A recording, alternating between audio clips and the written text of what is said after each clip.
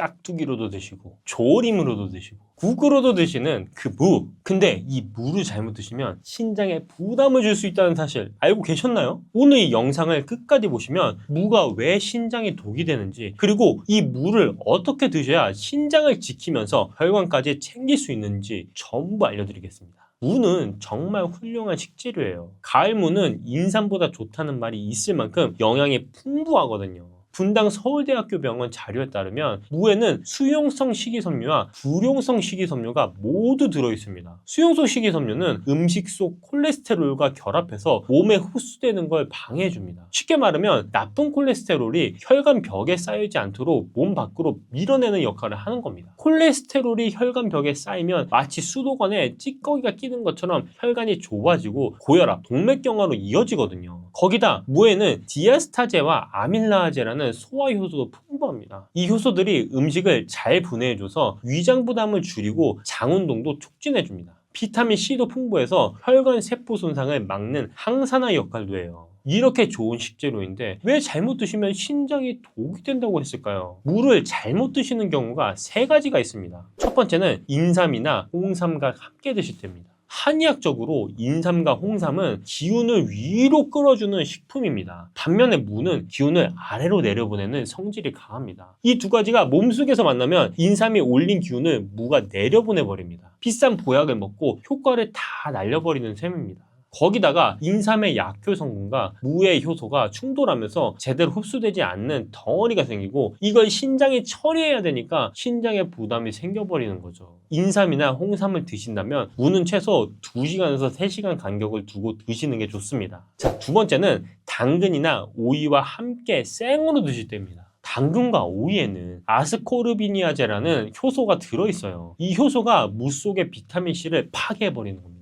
헬스조선 자료에 따르면 당근의 아스코르비나아제가 함께 섭취한 식재료의 비타민C를 산화시켜 파괴한다고 합니다. 비타민C가 사라지면 혈관 세포를 지켜주는 방패가 없어지는 겁니다. 해결 방법은 간단합니다. 당근을 기름에 살짝 볶아서 익힌 다음에 무와 함께 섞으시면 돼요. 아스코르비나아제는 열에 약하기 때문에 익히면 힘을 못 씁니다. 자, 3번째는 목이버섯과 함께 드실 때입니다. 하이닥 자료에 따르면 목이버섯은 무와 궁합이 좋지 않아 함께 조리하는 건 피해야 한다고 합니다. 이유가 있어요. 무도 성질이 서늘하고 목이버섯도 성질이 서늘한 식품입니다. 이 2가지가 동시에 들어오면 위장이 마치 냉기를 뒤집어 쓴 것처럼 굳어버려요. 특히 위장이 약하신 50대에서 60대 어르신들은 소화불량이 생기거나 가스가 차고 배가 더부룩해지는 증상이 나타날 수 있습니다. 잡채나 볶음 요리에 무채와 목이버섯을 같이 넣으시는 분들은 정말 조심하셔야 돼요. 여기서 한 가지 제가 여쭤보겠습니다. 신장 관리에 가장 중요한 게 뭐라고 생각하시나요? 많은 분들이 저염식이나 수분 조절을 먼저 떠올리시는데요. 사실 신장 건강의 핵심은 혈관 관리입니다. 신장이 나빠지는 가장 큰 원인이 고혈압과 혈관 손상시키는 거거든요. 신장은 혈액을 걸러내는 기관입니다. 그런데 이 혈관이 좁아지고 딱딱해지면 신장으로 가는 혈류가 줄어들어요. 혈류가 줄어들면 신장세포가 서서히 손상되기 시작하고 결국 신장 기능이 떨어지게 되는 거예요. 반대로 혈관을 건강하게 유지하면 신장으로 깨끗한 혈액이 원활하게 흘러가서 신장도 건강하게 유지될 수 있습니다. 그러니까 신장을 지키려면 혈관부터 관리해야 하는 거예요. 그리고 이 물을 제대로 드시면 혈관 관리에 정말 탁월한 효과를 볼 수 있습니다. 나쁜 콜레스테롤을 낮추고 혈관벽을 보호하고 혈압까지 조절해 주거든요. 자, 그러면 이렇게 좋은 물을 어떻게 드셔야 신장과 혈관을 동시에 챙길 수 있을까요? 지금부터 제가 방법을 알려드리겠습니다. 첫 번째는 고등어 무 조림이에요. 분당 서울대학교 병원 자료에 따르면 무에는 단백질 분해 효소인 프로테아제와 지방 분해 효소인 리피아제가 들어있어서 고등어의 기름진 성분 소화를 도와준다고 합니다. 고등어만 드시면 속이 더부룩하신 분들도 무와 같이 드시면 훨씬 편하게 드실 수 있어요. 거기다가 고등어의 오메가3가 나쁜 콜레스테롤을 낮춰주고 무의 식이섬유가 혈관을 청소해줘서 둘이 만나면 혈관 건강에 정말 강력한 조합이 되는 겁니다. 자, 우리 혈관 건강에 도움이 되는 고등어 무 조림 레시피를 알려드리겠습니다. 재료는 고등어 한 마리, 무 반 개, 다진 마늘 한 큰술, 대파 반 대, 생강 반 작은술, 간장 한 큰술, 고춧가루 2큰술입니다. 생각보다 간단하죠? 그럼 지금부터 하나씩 만들어 보겠습니다. 먼저 양념장을 미리 만들어 놓겠습니다. 볼에 간장 한 큰술, 고춧가루 2큰술, 다진 마늘 한 큰술, 생강 반 작은술을 넣고 골고루 섞어주세요. 간장을 평소보다 절반으로 줄이고 생강을 넉넉하게 넣는 게 포인트입니다. 생강이 고등어 비린내를 잡아주거든요. 물을 1에서 1.5cm 두께로 도톰하게 썰어주세요. 너무 얇게 썰면 졸이면서 다 으스러져요. 냄비 바닥에 물을 빈틈없이 깔아주시고요. 이게 핵심 포인트입니다. 물을 바닥에 깔면 고등어가 타는 걸 막아주고 무에서 나온 시원한 채수가 위로 올라오면서 고등어 비린내를 싹 잡아주는 겁니다. 손질한 고등어를 무 위에 얹고 미리 만들어 놓은 양념장을 골고루 펴서 올려주세요. 물 200ml를 자박하게 붓고 처음에는 뚜껑을 연 채로 센 불에서 5분 정도 끓여주세요. 비린내 성분은 휘발성이라서 뚜껑을 열어두어야 공기 중으로 날아가거든요.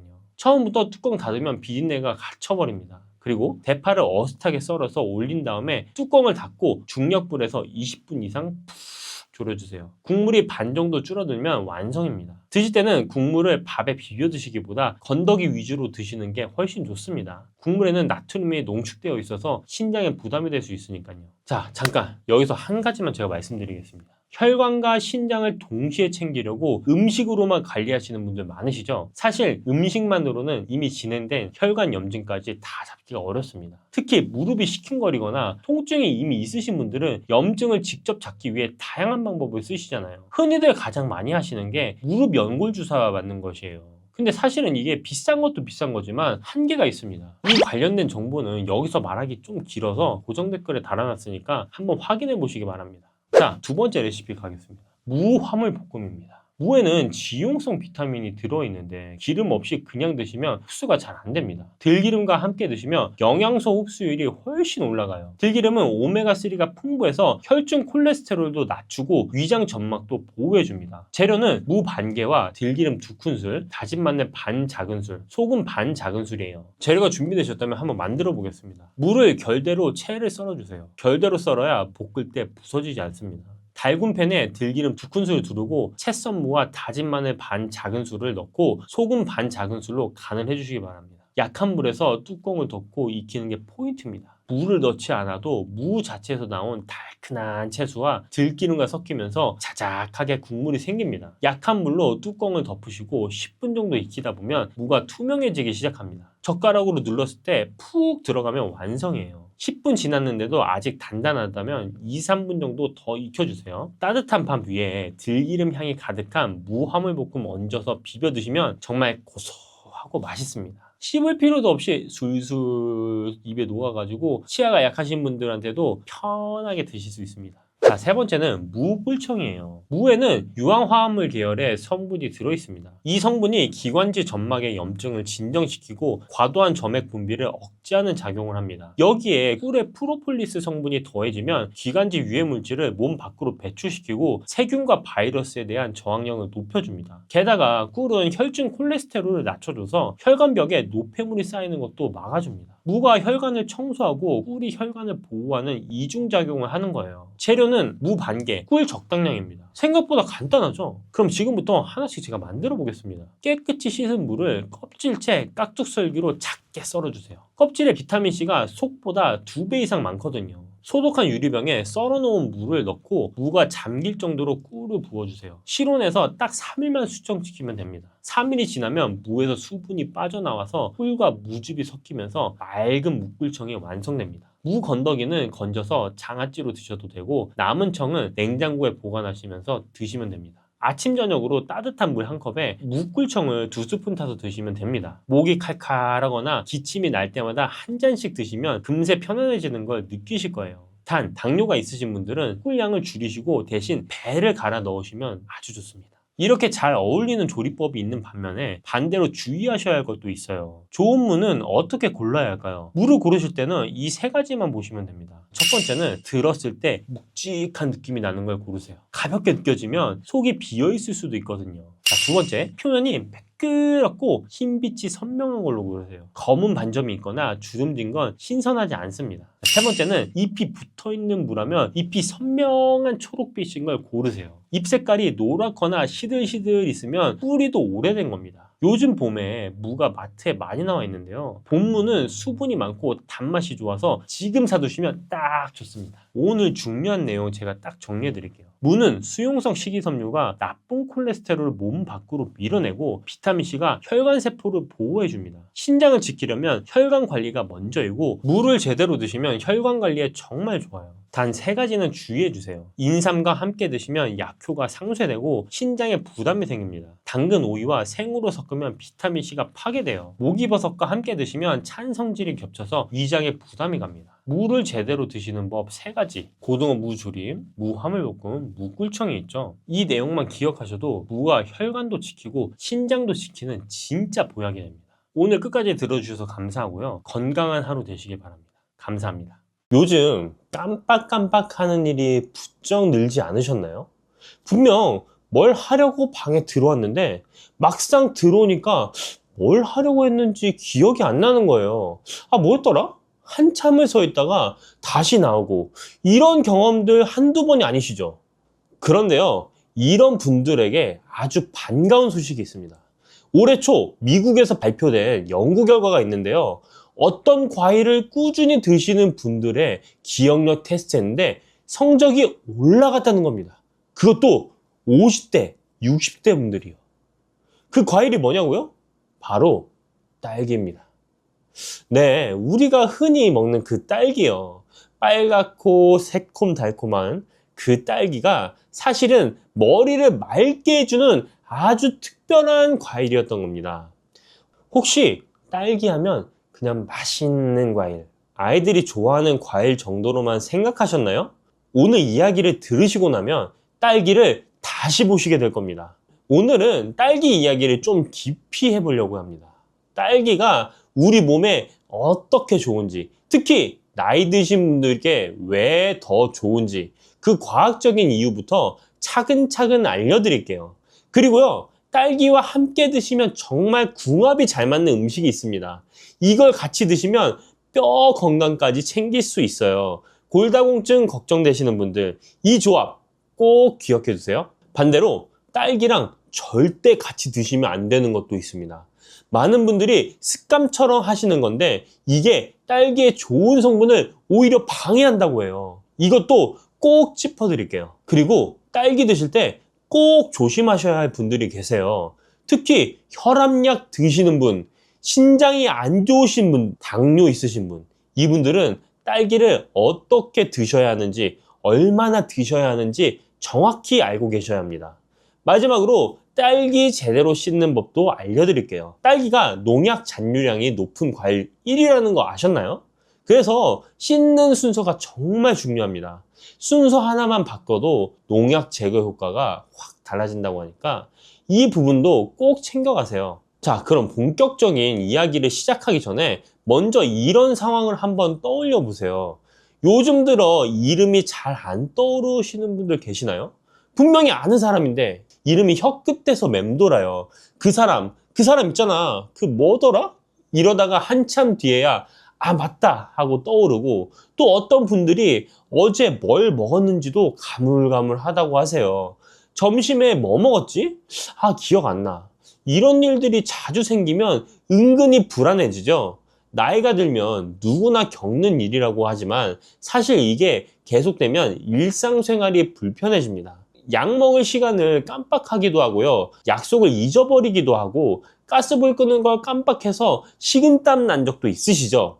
그리고 이런 증상이 계속되면 자신감도 떨어져요. 괜히 위축되고 사람 만나는 것도 꺼려지고 혹시 나도 치매 아닌가 하는 걱정까지 드시는 분도 계시더라고요. 여기에 혈압까지 높으신 분들은 걱정이 배가 됩니다. 고혈압이 오래되면 뇌혈관에도 영향을 준다고 하니까요. 머리가 자주 띵하고 어지럽기도 하고 이런 증상들 그냥 나이 탓이겠거니 하고 넘기기 쉽습니다. 하지만 가만히 두면 점점 더 심해질 수 있어요. 그래서 미리미리 관리하는 게 중요합니다. 그렇다면 왜 나이가 들면 이런 증상이 생기는 걸까요? 우리 뇌는 나이가 들면서 조금씩 변화합니다. 뇌세포 사이의 연결이 느슨해지고 정보를 전달하는 속도도 느려져요. 이건 자연스러운 노화 현상입니다. 그런데 문제는 여기서 활성산소라는 녀석이 끼어든다는 겁니다.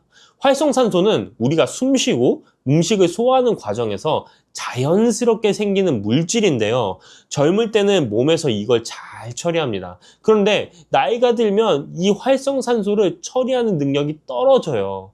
그러면 활성산소가 뇌세포를 공격합니다. 세포막을 손상시키고 세포 안에 중요한 물질들을 망가뜨려요. 이렇게 쌓이면 기억력이 떨어지고 인지 기능이 저하되는 겁니다. 혈관도 마찬가지예요. 활성산소가 혈관벽을 손상시키면 혈관이 딱딱해지고 혈압이 올라갑니다. 뇌로 가는 혈류도 원활하지 않게 되고요. 여기에 식습관까지 안 좋으면 문제가 더 커집니다. 채소나 과일을 잘 안 드시고 기름진 음식을 많이 드시면 몸속 염증이 늘어나요. 이 염증도 뇌 건강에 안 좋습니다. 결국 노화 자체를 막을 수는 없지만 활성산소를 잡아주고 염증을 줄여주는 음식을 잘 챙겨 드시면 뇌 건강을 지키는데 도움이 됩니다. 이 역할을 아주 잘 해주는 과일이 있어요. 네, 오늘의 주인공 딸기입니다. 딸기가 뇌 건강에 좋다는 건 그냥 하는 말이 아닙니다. 올해 발표된 연구 결과가 이걸 과학적으로 증명했거든요.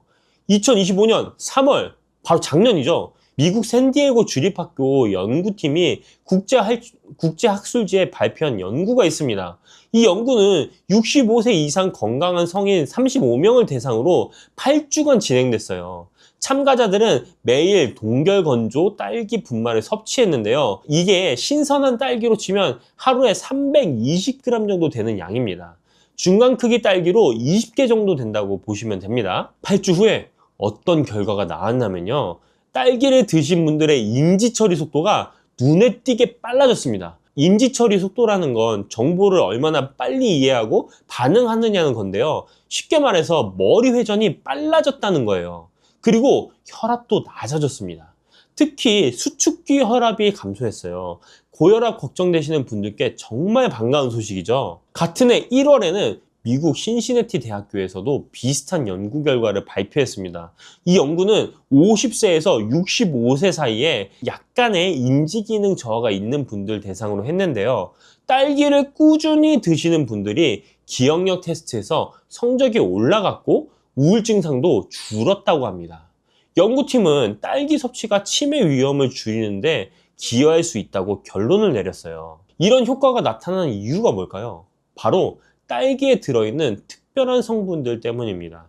첫 번째는 안토시아닌입니다. 딸기의 빨간색을 만드는 색소인데요. 이 안토시아닌이 강력한 항산화 작용을 합니다. 아까 말씀드린 활성산소, 이걸 잡아주는 거예요. 뇌세포를 보호하고 혈관도 깨끗하게 해줍니다. 두 번째는 비타민 C입니다. 딸기의 비타민 C 함량은 정말 대단해요. 레몬의 2배, 귤의 1.5배, 사과의 무려 10배나 됩니다. 중간 크기 딸기 5개에서 6개만 드셔도 하루 필요한 비타민C를 다 채울 수 있어요.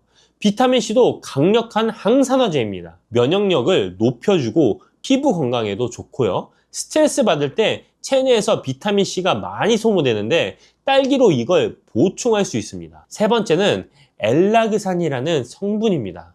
이건 암세포의 성장을 억제하는 효과가 있다고 알려져 있어요. 물론 딸기만 먹어서 암을 예방할 수는 없지만 건강한 식단의 일부로 딸기를 드시면 도움이 됩니다.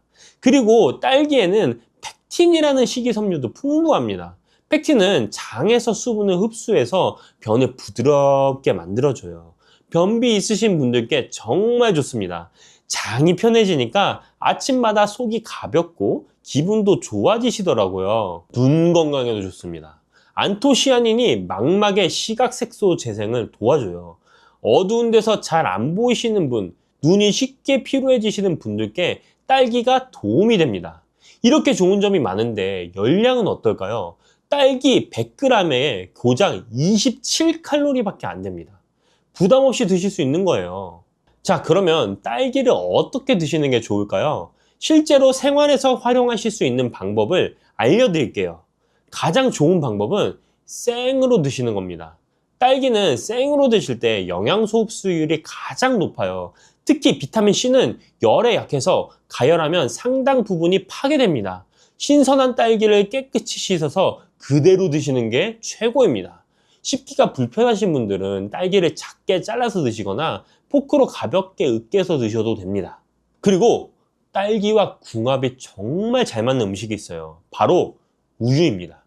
딸기에는 단백질이 부족한데 우유가 이걸 보충해 줍니다.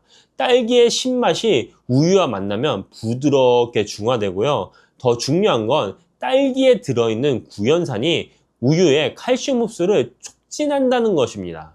골다공증 예방이 필요한 시니어분들에게는 딸기 우유는 맛과 건강을 동시에 챙길 수 있는 좋은 조합이에요.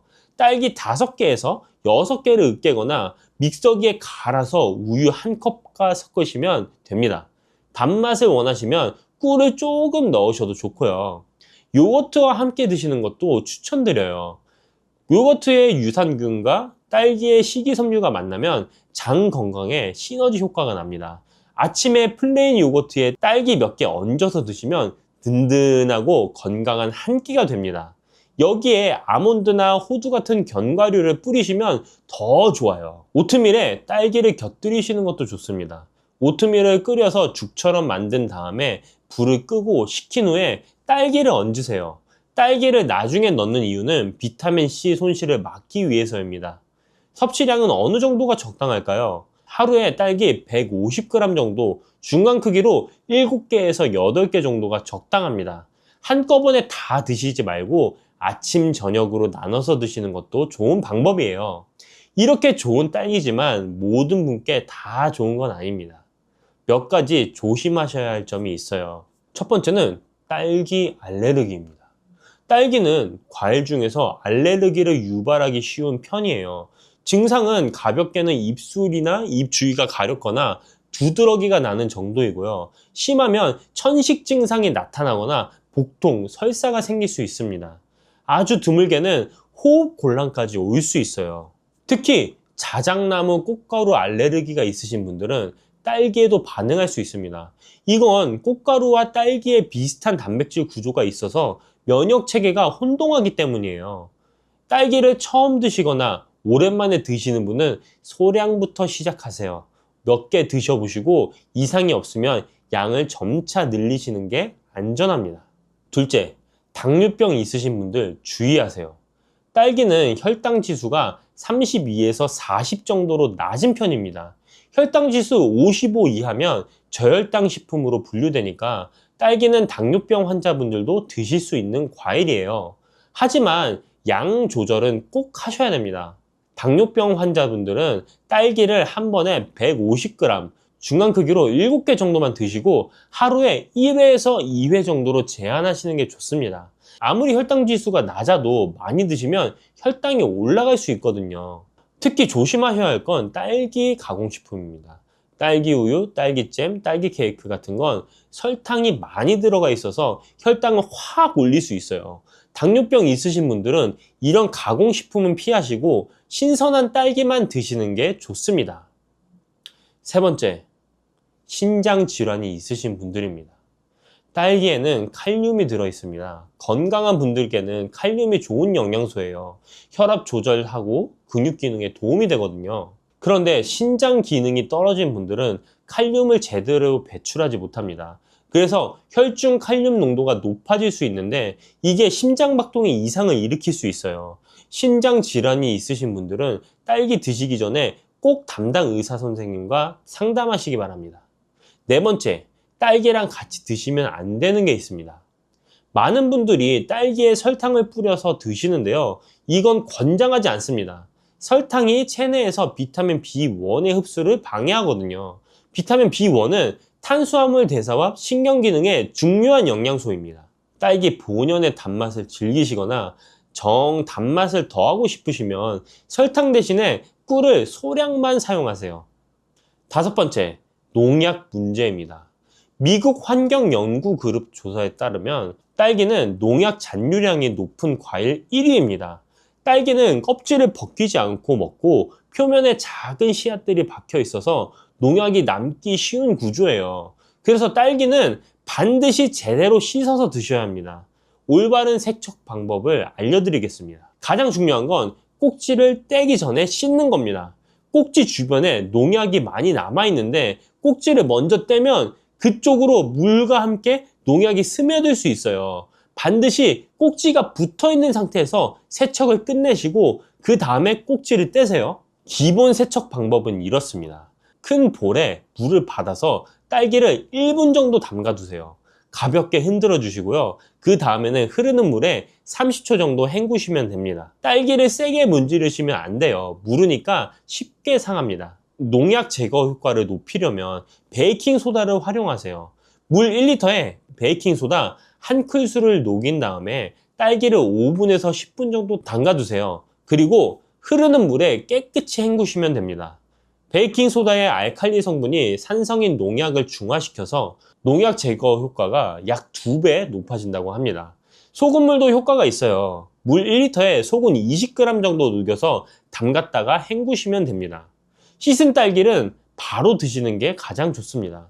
물기가 남아있으면 쉽게 물러지고 곰팡이가 생겨요. 바로 안 드실 딸기는 씻지 말고 보관하셨다가 드시기 전에 씻으세요. 오늘 딸기 이야기 어떠셨나요?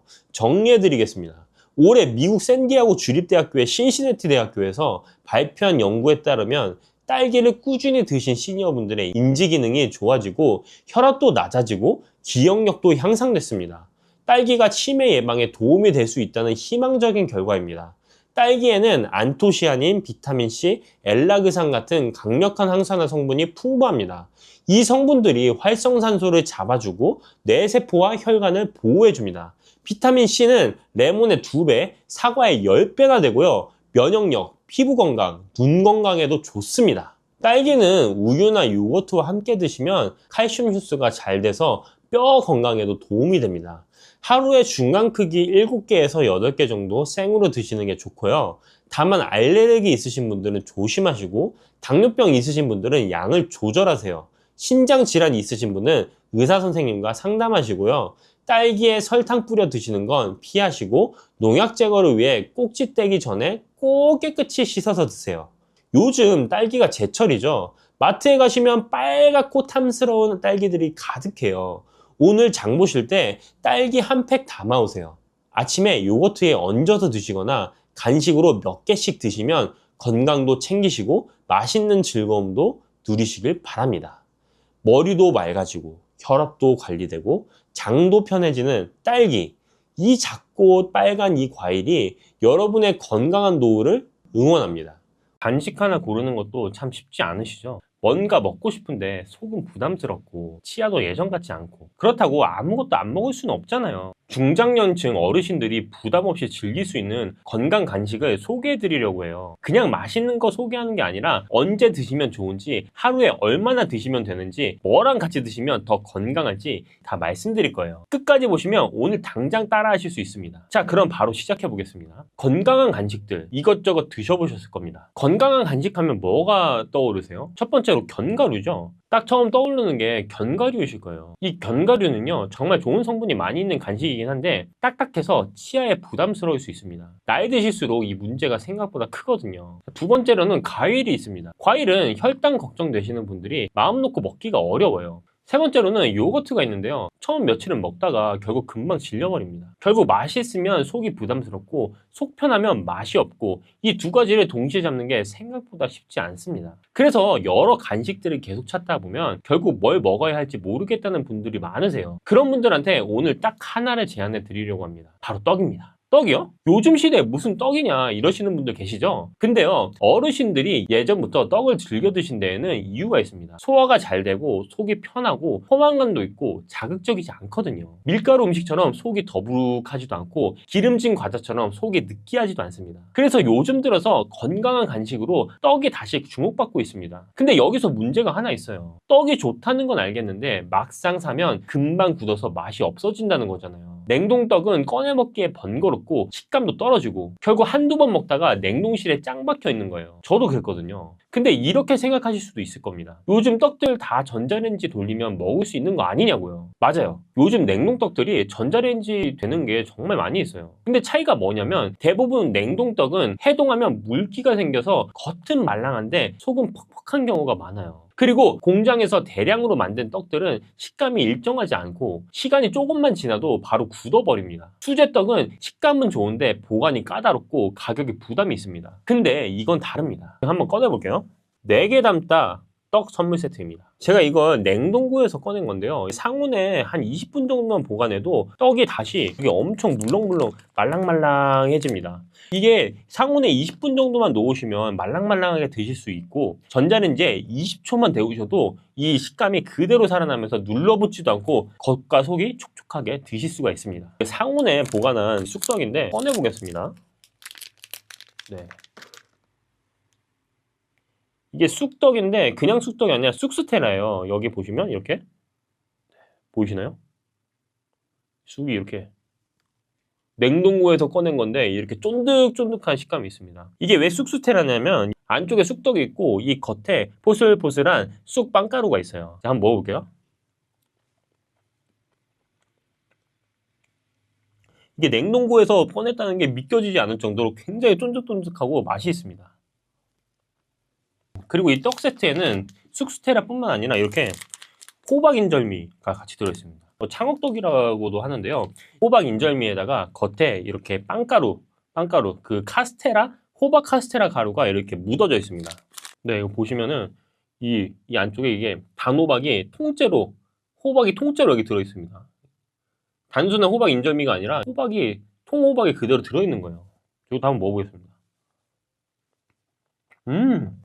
와, 이거 진짜 너무 맛있는데요? 그대로 입안에 팍 퍼져가지고 호박 맛이 그대로 나면서 씹었을 때 인절미의 그 쫀득쫀득한 맛이 가득 채워주는 그런 맛이 납니다. 그 쑥스테라랑 호박 인절미는 많이 들어보신 분들도 있을 것 같아요. 제가 이번에 준비한 이 떡 세트 쑥스테라와 호박 인절미는 좀 특별한 부분이 있습니다. 먼저 쑥스테라입니다. 이 쑥이 들어간 건데 그냥 쑥향만 나는 게 아닙니다. 제가 방금 먹어봤죠. 제주 고산리에서 나는 특등급 냉동쑥이 무려 15%나 들어있고 여기에 쑥가루도 별도로 5%가 더 들어가 있습니다. 그러니까 쑥이 2가지 형태로 들어가 있는 거예요. 먹었을 때 쑥맛이 진짜로 살아있고 그냥 떡에 초록색 입힌 거랑은 정말 차원이 다릅니다. 카스테라 가루를 포슬포슬하게 입혔어요. 겉은 부드럽고 안은 쫀득쫀득한 독특한 식감이 있습니다. 호박 인절미입니다.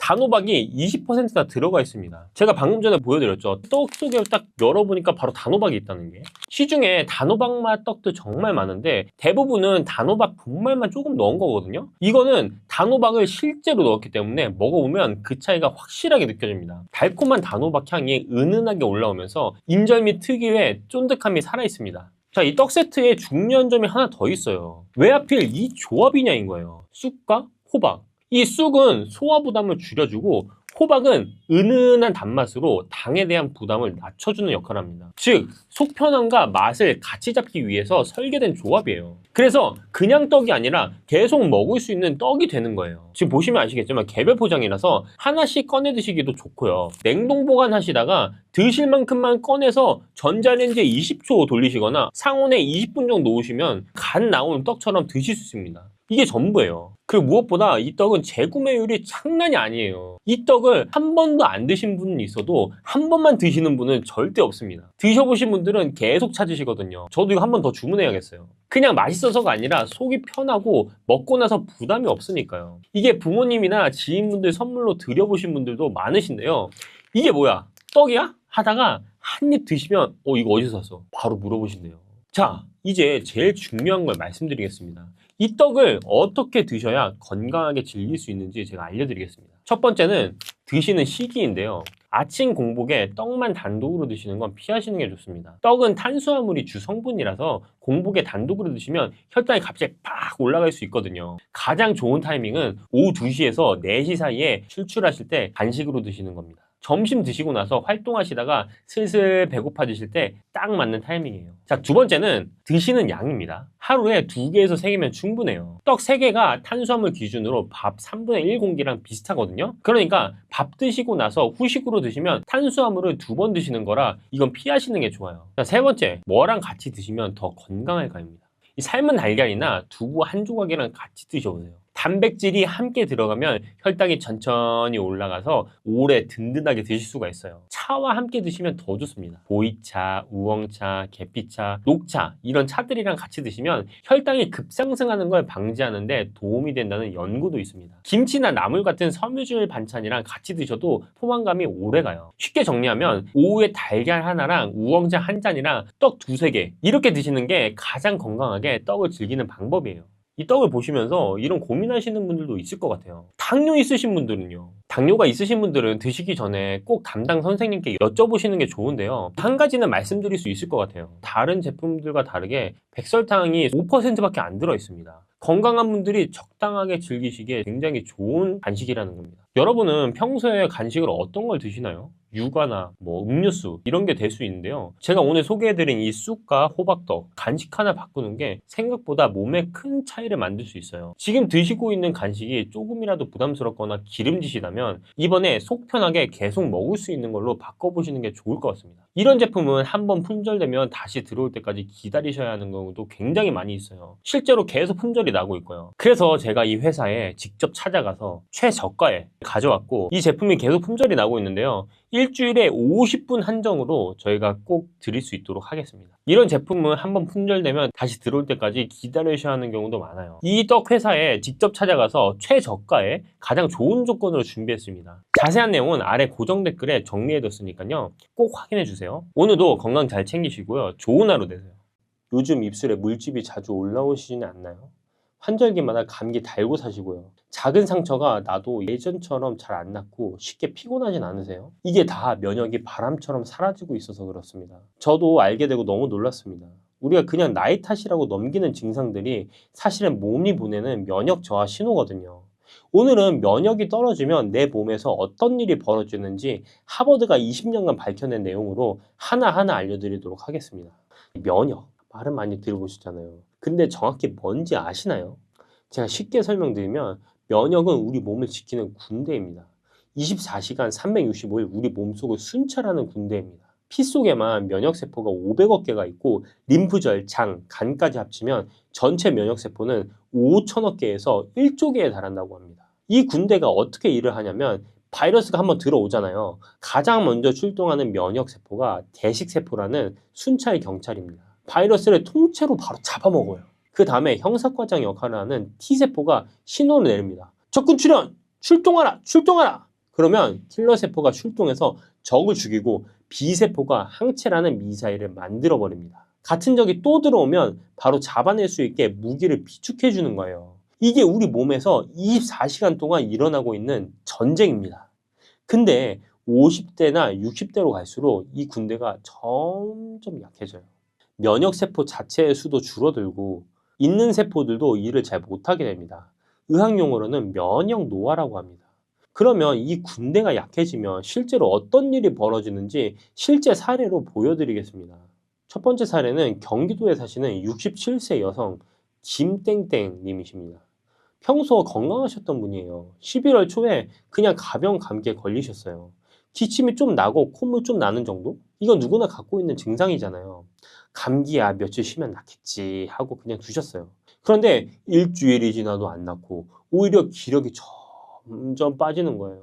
입맛도 없고 기운도 없고. 딸이 오랜만에 들렀는데 엄마가 평소랑 다르다는 걸 느끼셨다고 합니다. 말씀이 줄고 멍하니 서 계시는 시간이 정말 많아진 거죠. 바로 응급실로 모시고 갔는데 진단이 폐렴이었습니다. 폐렴하면 증상이 저희가 잘 알고 있는 기침 많이 하고 그런 증상이 아닌데 폐렴이라고 나오는 겁니다. 그것도 이미 폐혈증으로 진행된 상태인 겁니다. 중환자실에서 2주를 보내셨어요.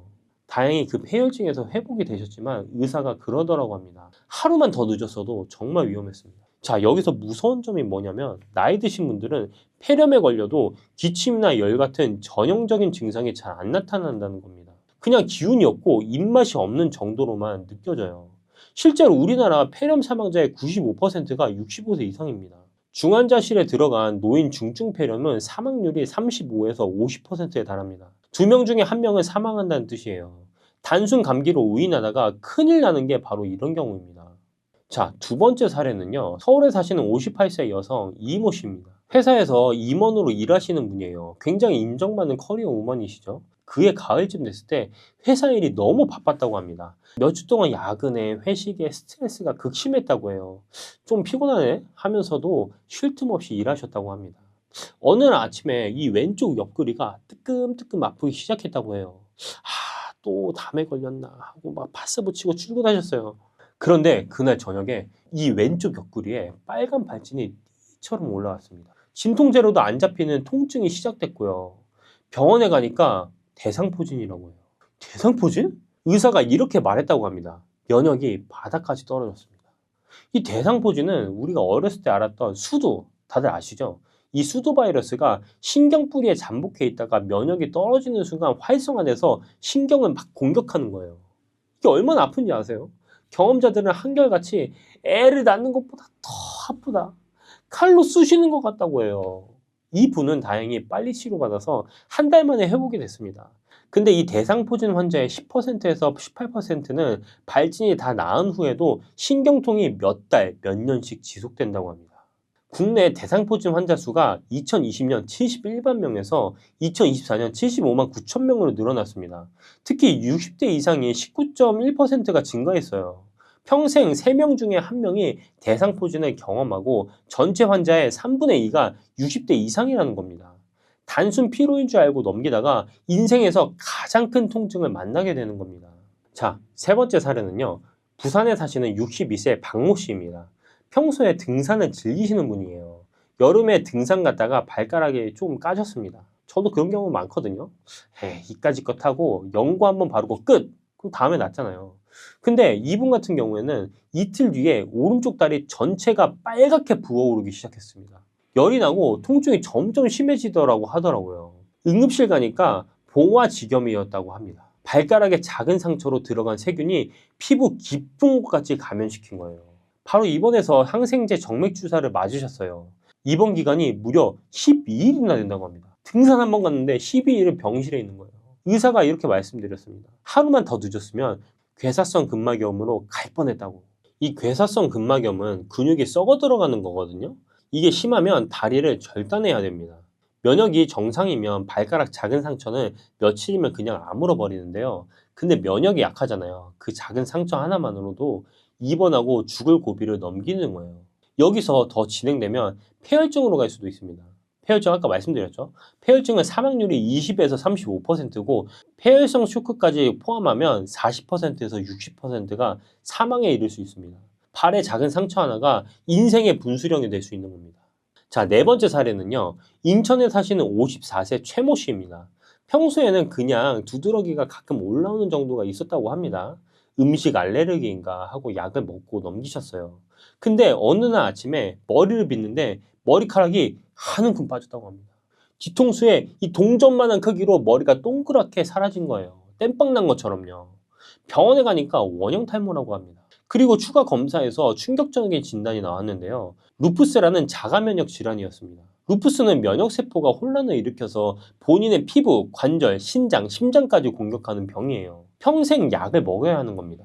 처음엔 두드러기로 시작해서 머리카락이 빠지고 관절이 붓고 얼굴에 나비 모양의 발진이 올라오고 면역은 떨어지기만 하는 게 아니에요. 오히려 혼란을 일으켜서 내 몸을 적으로 인식하고 공격하는 경우도 있는 겁니다. 면역이 내 몸을 적으로 인식해서 공격하는 걸 자가면역 질환이라고 해요. 한번 자가면역 질환이 생기면 평생 약을 먹어야 하는 경우가 많습니다. 면역이 망가진다는 건 단순히 감기에 자주 걸리는 정도가 아닙니다. 내 인생을 통째로 흔들 수 있는 거예요. 그러면 이 면역을 어떻게 살릴 수 있을까요? 많은 분들이 면역에 좋은 음식부터 찾으세요. 근데 그게 답이 아닙니다. 면역을 살리려면 면역을 죽이는 것부터 끊는 게 먼저입니다. 하버드가 20년 동안 면역 연구를 하면서 밝혀낸 면역의 진짜 적은 5가지로 나눕니다. 첫 번째는 만성 스트레스입니다. 스트레스를 받으면 우리 몸은 코르티솔이라는 스트레스 호르몬을 분비합니다. 이게 잠깐이면 도움이 돼요. 근데 만성적으로 스트레스를 받으면 코르티솔이 계속 나오면서 면역세포의 활동은 직접 억제합니다. 면역세포가 일을 못하게 명령을 내리는 거예요. 아까 두 번째 사례 기억나시나요? 몇 주 동안 야근하다가 대상포진 걸리신 분. 큰 스트레스를 받고 나면 바로 입술에 물집이 올라오거나 대상포진이 발현되는 게 몸이 보내는 신호 그대로입니다. 저희가 피해야 될 두 번째는 수면 부족입니다. 면역세포는 잠자는 동안 활발하게 일을 합니다. 특히 깊은 수면 단계에서 바이러스를 죽이는 NK세포의 활동이 최고조에 달해요. 근데 잠을 못 자면 어떻게 되냐면 하루만 잠이 부족해도 NK세포 활동이 70%까지 떨어집니다. 면역세포의 70%가 일을 안 한다는 거예요. 7시간에서 8시간을 자더라도 수면의 질이 나쁘면 면역은 회복이 안 되는 겁니다. 잠자기 전에 휴대폰 보는 습관, 늦게 자고 일찍 일어나는 습관이 면역을 가장 빠르게 갉아먹는 겁니다. 저희가 피해야 될 세 번째, 과식과 가공식품입니다. 많이 드시는 게 좋다고 생각하시는 분들 계신데 아닙니다. 과식은 면역의 가장 큰 적이에요. 저희가 흡수해야 될 양 이상의 것이 몸에 들어오게 되면 그게 다 똥으로 가잖아요. 근데 똥이 오래 축적되면 축적될수록 몸에는 많은 부작용이 생길 수 있습니다. 뿐만 아니라 음식을 소화시키는 것 자체도 에너지가 많이 듭니다. 과식하면 우리 몸은 소화에 모든 에너지를 쏟아붓느라 면역에 쓸 에너지가 남지 않아요. 특히 가공식품, 인스턴트, 단 음식, 기름진 음식 이게 들어가면 만성염증이 폭발하는 겁니다. 만성염증이 쌓이면 면역세포가 지치고 지친 면역세포는 적을 못 잡습니다. 자, 네 번째는 음주와 흡연이에요. 술 한 잔만 마셔도 면역세포의 활동이 24시간 동안 떨어집니다. 담배 한 개비가 호흡기 면역을 몇 시간 동안 마비시켜요. 특히 흡연자가 폐렴에 걸리면 비흡연자보다 사망률이 4배나 높아집니다. 입과 코로 들어오는 모든 바이러스를 막는 게 호흡기 점막의 면역인데 담배 연기가 그걸 다 태워버리는 겁니다. 자, 다섯 번째는 운동인데요. 운동하라는 소리로 들으실 수도 있겠지만 오히려 좀 반대입니다. 과도한 운동을 피하셔야 됩니다. 이게 정말 의외죠. 운동이 좋다고 너무 무리하시는 분들이 요즘 많으세요. 등산 매일 가시는 분들도 있고 50대, 60대인데 매일 등산하시고 하루 2만 보씩 걸으시고 체력보다 더 많이 운동하시게 되면 활성산소가 폭발적으로 만들어집니다. 활성산소는 우리 몸의 정상세포를 공격해요. 면역세포도 같이 공격받아서 약해지는 겁니다. 운동은 적당히 하셔야 됩니다. 어느 정도로 하시면 되냐면 땀이 살짝 날 정도, 숨이 약간 찰 정도면 충분합니다. 자, 지금까지 이렇게 면역의 5가지 피해야 될 것을 말씀드렸는데요. 먼저 줄이는 게 핵심입니다. 이제 줄였으면 어떻게 해야 될까요? 이제 면역을 채워야 되잖아요. 50대, 60대로 갈수록 나쁜 습관을 끊는 것만으로는 면역을 다 회복시키기가 어렵습니다. 왜냐하면 면역세포 자체가 나이 들면서 줄어들고 있기 때문이에요. 면역 노화는 멈추는 게 아니라 계속 진행되고 있는 겁니다. 그래서 적극적으로 면역세포를 다시 살리는 방법이 필요한 겁니다. 입술에 물집이 자주 올라오시고 환절기마다 감기 달고 사시고 고기 먹으면 속이 부대끼시는 분들은 이미 면역체계가 무너지고 있다는 신호입니다. 그러면 50대 이후 면역을 제대로 살리는 방법은 뭐가 있을까요? 50대 이후 면역체계를 제대로 살리는 3가지 방법은 고정 댓글에 자세하게 정리해뒀으니까 꼭 확인해 보시기 바랍니다. 오늘 영상이 도움이 되셨다면 구독과 좋아요 부탁드립니다. 감사합니다.